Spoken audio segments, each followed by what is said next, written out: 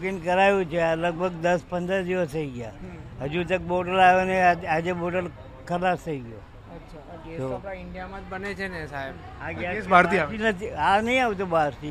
બહારથી આવે છે. તમારે શું કહેવું? मेरा एक ही टंकी है और वो भरने एक में जनवरी में मैंने लाया था.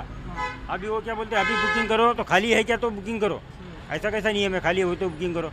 और गैस है आपके पास? गैस एक ही टंकी है मेरे पास में, बुकिंग करो. हाँ बुकिंग करो तो वो बोलते हैं अभी से बुकिंग करोगे तो कराया था आपने? वो जनवरी में टंकी लेके आया था मैं.